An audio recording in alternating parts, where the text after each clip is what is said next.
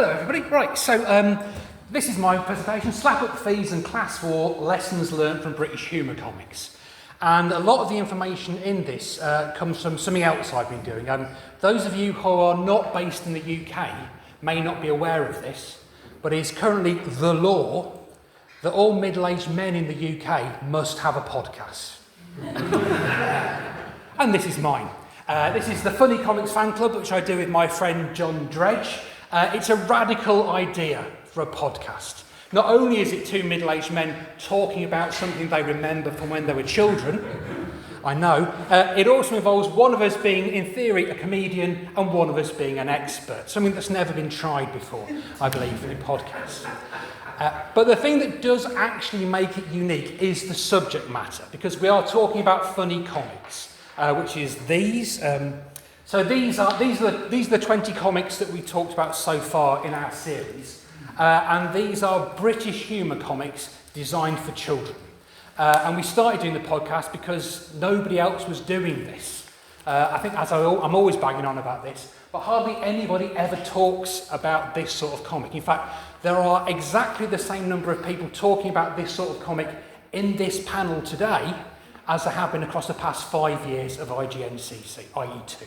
And half of them with me both times. So the sources of these comics came from 3 places.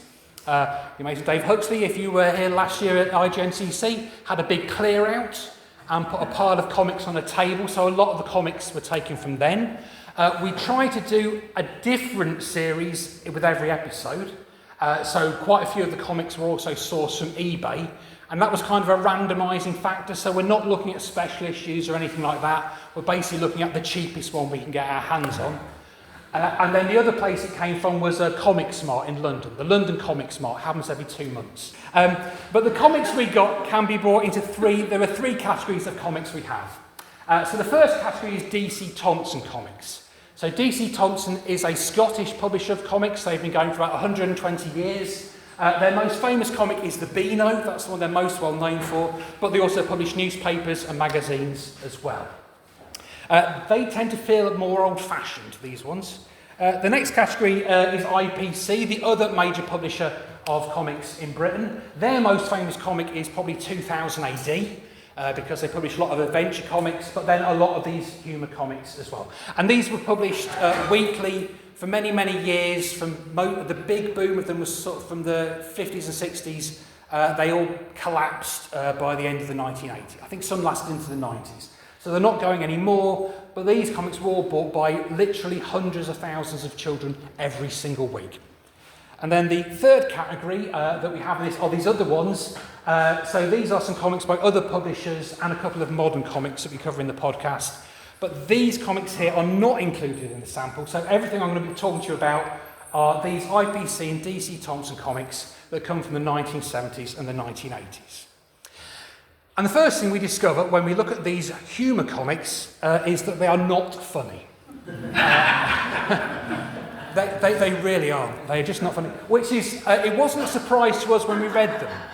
Because I remember reading these comics as a kid, and they're always advertised as being really, really funny. So the laughter bonanza in the dandy is not a laughter bonanza. And the weird thing is here, often in these comics, the characters are not only aware that they exist in comics, but they read the comics in which they appear and find them hilarious. There's one issue where a whole town is disabled because they're reading a copy of the Beano, and it's so funny. It's not funny at all. And this is not just an adult perception of it. I remember as a kid reading those, you would never ever laugh. And part of the reason for this, I would think, is because they are unrelentingly grim. There is a lot of violence in this. So this is one of the main things. So I think when we look back, we always remember the fact that there's a lot of punishment of children with violence. The Slipper is a classic of the genre. So corporal punishment was falling out of favour in the UK during this period. It was banned in schools in 1987, but it wasn't particularly unusual when I was growing up to see people smacking their children. It was more unusual to see them chase them with lumps of wood. That didn't happen very often, but there was a lot of violence against children. But don't feel too sorry for the children. Because the children themselves perpetrated a lot of violence. Some stabbings here going on for humorous effect. some bullying, and this character here at the top, that's a character called Shiner. Shiner's entire shtick was in every issue he would be hit in the face. That was the joke in all of his comics. Children are not the only ones though. Everybody is a victim of violence. People being hit in the face, whacked. There's some foxes being shot at there. That's a hilarious bit. And the main comic where all this happens, and the worst offender for this, is a comic called The Dandy, which is a horrible, horrible comic. All of these images here are taken from one issue of The Dandy. Being punched in the face, kicked at the arsenal. My two favourites, however, this one here from Bully Beef and Chips. This character here, what happens? This is hilarious. What happens is he is pushed over a concrete bollard. He is then strapped to that concrete bollard, and hundreds of children jump over his back with the explicit intention of breaking his back. He's left there till midnight, and when he's finally let free, he walks away going, "Oh, I'll never walk again." Ha ha ha! Funny stuff. And this is another one I really like here. So this is the last panel of a strip. That's advertising what fun is to come in the next issue. Next issue, a dog fight. Fantastic. So where is this fight? Where is all this coming from, this violence? Well, I think a lot of it is to do with hunger. So the characters in these strips are always hungry. Food is the main thing they're looking for. In the title of this presentation, I talk about a slap-up feed. A slap-up feed is one of these here, where you have a massive pile of food that you're trying to get through. There's another one down there, and this is often the reward for the child characters at the end of this. They are obsessed with it. Rationing had ended in the UK by the 1970s, but it had not left the minds of the creators of these comics. They are obsessed with this to the extent that one of the clubs, the Desperate Dan Pie Eaters Club, is all about eating. So Desperate Dan is a strong man, so it says, "Write to tell Dan about your best feat of strength," fair enough, or the biggest feed you ever ate, or the funniest grub you ever tasted, or any grub trick you and your pals have played. It's obsessed with food, and it wants the authors to write in about it. But it's not just food that these people are lacking, it's also money. So money pops up an awful lot in these comics. People are always after money. So characters like Richie Vance here, the entire point of that character is he is poor, and it's how he tries to make money here. But you can see people are always getting rewarded with money. A nice thing that I found that kept on popping up in these comics is these three examples here. These are all the final panel of the comics. And the final panel, this often happens. What happens is the character attains money and then walks off the bottom of the page with this money to go and spend it.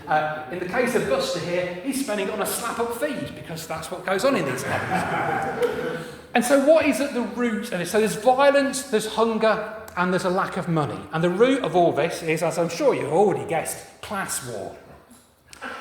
Class war is explicit in these comics to a surprising degree. I mean, this image here from Cheeky Comic, we were invited to laugh at this character, Posh Claude.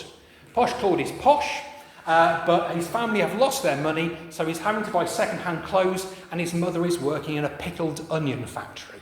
For those who are unaware of pickled onions, they are a working-class food, and they're lovely. But we're laughing at him because he's become one of us. Similarly, there are strips like the Snobs and the Slobs, the Toffs and the Tuffs, Upper Crust and Lazy Loafers, Millionaire and Penniless, Ivor Lott and Tony Broke. And in all of these strips, there is a posh person or a group of people and a poor person and a group of people. And they are put in conflict with each other throughout. Usually the rich person is oppressing the poor person, whether by denying them food and money or by just having things and not sharing them. And by the way, if you think I'm over-egging this and making claims that class war is not what these are all about, I'll invite you to see the story Class Wars. It's all the way through. But oh yes, there is sort of coding going on in these as well, because we can see poor people are very distinctly coded. So the kids, not so much, but the adults, dads have got moustaches and hats, mums have got headscarves like this. Again, I grew up in the 70s and 80s. My parents did not look like this. But this was coding, and again, this is like it's been brought over from the 1950s, from the youth of the authors of these comics. Posh people look like this, they look deranged. But this is, I never met anybody like this. This is coding to say these people are different from you. Although to be fair to posh people, they are quite often seen to be giving out money. So the source of money is posh people. You can get it from them. There are other things going on in these as well, though. One of them was these comics are always chasing trends, often several years after it's happened. So Mini the Minx here is playing Galaxy Invaders, Space Invaders by another name. That's 3 years after Space Invaders were actually popular. So it's these sometimes quite elderly creators trying to catch up. Barney's Badges here. This was done by an artist called Terry Bave, who wrote a book about his life in comics. Don't read it, it's dreadful. But in there he does talk about how he came up with ideas. Him and his wife Sheila would go out, they see a kid doing a thing, and that'll be the next strip. So he says in this, he goes, we saw some children with badges, so we made it into a strip. But you've got CB radio, you've got the Jaws film there as well, and then there's lots of other trends with TV. So the Teeny Sweeney is based on a TV series called The Sweeney, which was definitely not a children's show. These were about some racist, misogynist policemen who were corrupt, going around beating people up. But kids would see the adverts of these shows, so they want to read about this sort of thing. And there's lots of stuff here where they're desperately trying to say to the kids, read this comic, this is for you, here's an interesting thing you will like. And this comes over into a lot of reader engagement activities. All these comics have clubs. The very famous one, I think, is this one here, the Dennis the Menace and Nasher fan club, which I'm sure many people here are emeritus members of. But they all used to have these clubs, and the idea was you would send in a postal order of money, and then you would get various accoutrements. So if you joined the plug club, you got a badge and a cap. I can't remember what you got for a balance, and all of these ones, again, coming back to what these kids are after, there will be a monetary reward a lot of the time. So if we look at some of the other things that were going on, there are a lot of competitions where the kids are invited to send in jokes, or in this case, somebody who wants to have a custard pie put in their face, or down their ideas for stories. And some of them get quite desperate. There's a comic called The Topper, where it says, please send in anything at all. We'll just give you some money. But there's always a monetary reward for this. They also had surveys. So what would happen is if you were sending anything into these comics, you were invited to say which of your favourite strips were. So my favourite one is this one here from Jack Park. It says, my favourite features are 1, 2, sorry, I don't like, and you say the one you didn't like. And these were used a great deal by the editorial teams of these comics. There's a bloke called John Sanders who wrote a book about his time as editor of IPC Comics. Don't read it, it's awful. And in that, well, for example, on one page he says, oh, we use these surveys all the time. And on the very next page he said, unlike these modern publications, we didn't use market research. It's like, well, what's that then? It's not. But these were used, and so they would very much judge which comics weren't being successful. What else we got? Oh yeah, and so this idea that the readers are invited in, the readers are always invited in to contribute stories, to give their thoughts on this, and this seeps through into the comics themselves. So I think anybody who's regular at reading British comics will be very, very familiar with this, where a character from the comic will turn out of the panel and speak directly for the reader.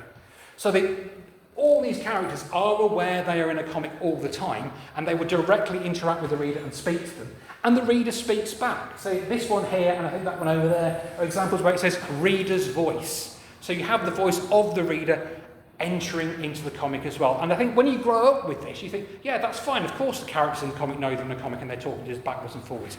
But it turns out not, and this isn't in editorials, this isn't like Mickey speaking directly there. These are the characters in the stories themselves, turning round and delivering punchlines.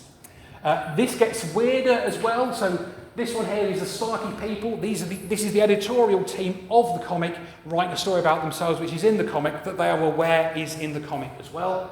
Elle plays Ada just there, so she's annoyed her artist, so her artist has drawn her in a really weird way. And my favourite here, this is the artist Ian Knox. So there's a strip called Pongo Snodgrass, which is great, in which there's a kid who is disgusting. That's his thing, he's disgusting.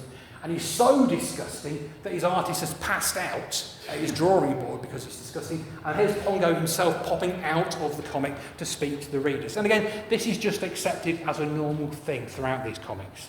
And then this is, I really like this joke. Character here says, are you feeling well? There we go, you can read that. And then, what do you expect? I'm a cartoon character. And that is just accepted. But that's kind of brings me on to sort of kind of getting to the conclusion of what I wanted to say is, This is drawn by a guy called J. Edward Oliver. J. Edward Oliver did two things in his strips. He always put in a little panel suggesting we abolish Tuesdays. That was the thing he did. And he also put in a little box with a little wind-up handle on it that served no purpose at all. And these comics they're not well, I would not ever say these comics are necessarily well written, because they're not. But they are beautifully drawn. They look amazing, and they are far better in many cases than they really have any right to be. So, for instance, when we went through these comics, looking at them, a lot of the podcast is us slagging them and each other off, but there is a lot of stuff, which is like the comic called Ibagum, which appears in Plug, I'd never heard of, was amazing. The Super 7, The Amazing 3. These are comics that look brilliant. There was one called Captain Cutler and His Butler, which just looks gorgeous, drawn by a guy called Robert Nixon. I think that's in Sparky Comic as well, which looks gorgeous, but is completely and utterly forgotten and almost never spoken about, and certainly not reprinted. This one over here is one I loved. This is the back cover of an issue of Crazy Comic. Crazy Comic used to put a disguise on the back of all their comics, so if you were caught reading the comic, you could turn it over and they wouldn't know it was a comic. And so they printed about 100,000 copies of a comic where the back page was a piece of sandpaper. I just think that takes massive balls from an editorial team to, we'll just make it a bit of sandpaper. That would be great.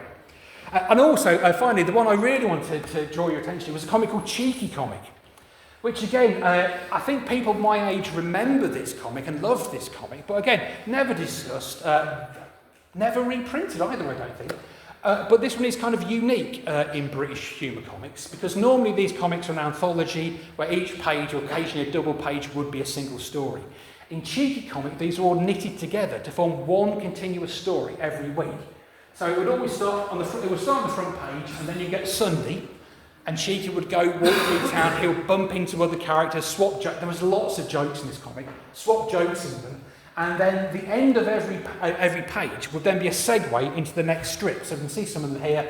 So here's Cheeky nearly being knocked down by the skateboard squad as they go into the skateboard squad strip. There he is switching on a television set to watch the next one, and then there he is again at the end of it having watched a TV show.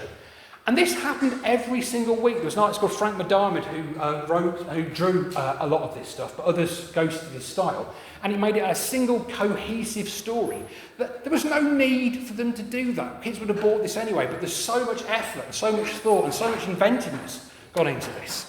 Which brings me to my conclusion. I really want to talk about these comics because I think they are worthy of consideration. Because these comics are culturally significant, especially if you're from the UK. Again, hundreds of thousands of these were sold every single week. Entire generations of British people grew up reading these. And in terms of comics, every single comics creator you can think of over the age of 40 who has influenced all around the world, this is where they learned about comics. These are the first comics they ever read. Alan Moore, Grant Morrison, everybody, this is where it comes from. And we are ignoring it, basically. So I think it's in the public interest, it's in our interest. They're innovative comics, they're doing a lot of stuff, and I think the key thing about them is trying to find out about these comics is time sensitive. Because there are only a few books written about these, usually as self-published biographies, which aren't very good, and most of these people are now dead. So whoever's left, I think we need to find a way to get hold of them and find out what was going with these comics. Because in conclusion, I think these comics are worthy of consideration, and they deserve a lot more than just two pellets on a podcast. Thank you very much.